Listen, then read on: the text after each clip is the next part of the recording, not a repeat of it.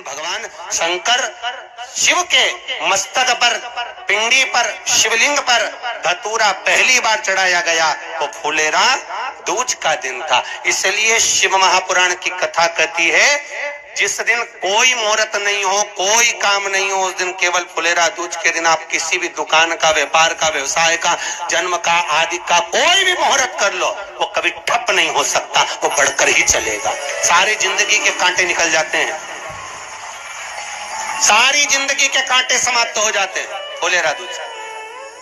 कहते हैं दुनिया में सब दिन का दान, सब दिन का पुण्य समाप्त हो सकता है, और फुलेरा दूज का दान, पुण्य, सत्कर्म, भजन, कीर्तन, नाम स्मरण समाप्त नहीं होता। और भी ध्यान दें, जिसको बहुत भारी बीमारी हो, डॉक्टर कह रहे हैं कि ऑपरेशन की जरूरत है, ऑपरेशन कराना पड़ेगा, गांठ हो गई है, ये हो गया है, वो हो गया है, निवेदन है एक धतूरा फुलेरा दूज के दिन भगवान शंकर के शिवलिंग पर समर्पित करें और 5 बेलपत्र नंदीश्वर भगवान पर अर्थात भगवान नंदी पर समर्पित करें। जीवन में कितनी बड़ी भी बीमारी होगी वो आगे नहीं बढ़ सकती, ऑपरेशन की जरूरत नहीं पड़ सकती, वो केवल फुलेरा दूज पर हो। शास्त्र कहता है, भले इसको छुपा कर रखा गया हो शास्त्रों के अनुसार, पर इसकी महत्व का जो दुकान, जो व्यापार, जो व्यवसाय, और पहले भी आपको कहा, मान लो आप शिवरात्रि के दिन रात को भगवान शंकर को धतूरा चढ़ाते हो व्यापार व्यवसाय के लिए, और वो धतूरा आप शिवरात्रि के दिन सुबह 4 बजे से पहले नहीं बांध सकते, तो उस धतूरे को फुलेरा दूज के दिन लाल वस्त्र में बांधकर अपने व्यापार वाली जगह पर बांध दो। जीवन में कभी व्यापार नीचे नहीं जाएगा, बढ़ता ही चला जाएगा। कर जाते हो, अचानक गिर जाते हो, हापड़ी भराने लगती हो थोड़ा सा चलने पर, श्वास फूल जाती हो ज्यादा चढ़ने पर, उनके लिए विशेष है कि धतूरे की जड़ को, धतूरे का जो फल होता है उसकी जड़ महाराज निकाल कर, धोकर, उसको घिसकर शंकर भगवान पर उसका लेपन कर दीजिए। थोड़ी सी जड़ शिव जी पर चढ़ा दीजिए फुलेरा दूज के दिन। उस जड़ को पानी चढ़ाकर वापिस लेकर आ जाइए।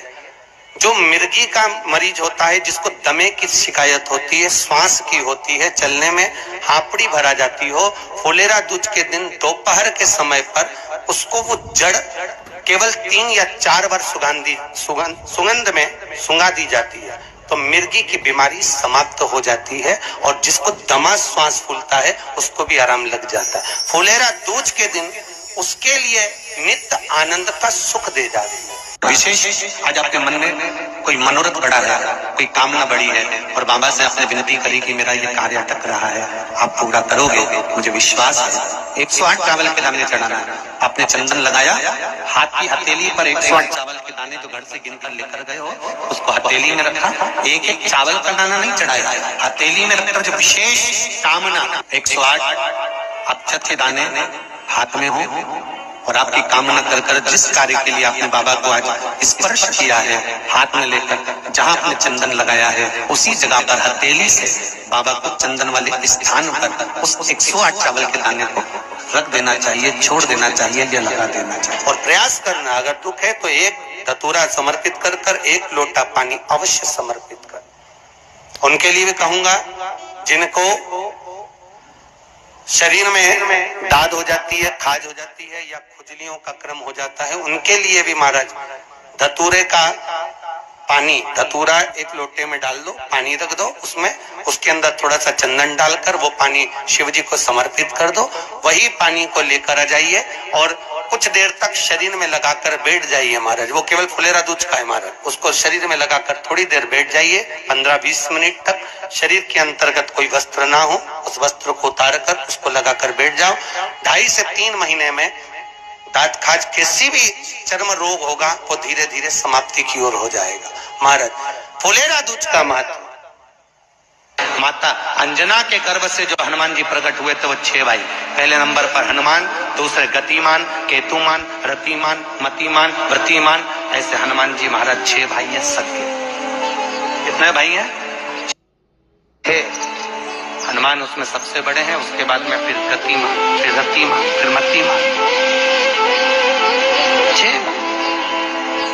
इसलिए आज भी नियम है यदि कोई गाड़ी खरीदी जाती है या कोई फैक्ट्री या कोई ऑफिस का उद्घाटन किया जाता है, कोई दुकान कोई व्यापार का उद्घाटन किया जाता है, तो हनुमान जी के छोटे भाई गतिमान के नाम से हनुमान जी के मंदिर का सिंदूर लाकर स्वस्तिक बनाकर उसकी पूजन करी जाती है। भगवान श्री हनुमान जी के उल्टे पांव का तो सिंदूर रहता है, पर नाम किसका लिया जाता है? गतिमान। हनुमान जी के छोटे भाई गतिमान का नाम लेकर जब स्वस्तिक बना दिया जाता है तो वो फैक्ट्री, वो ऑफिस, वो गाड़ी कभी जिंदगी में ठप नहीं हो सकती, अग्रण्य भाव में बढ़ती चली जाती है। इतनी तरक्की करती है कि इसका वर्णन। नाम गतिमान का और सिंदूर बोलते जाओ जम के हनुमान।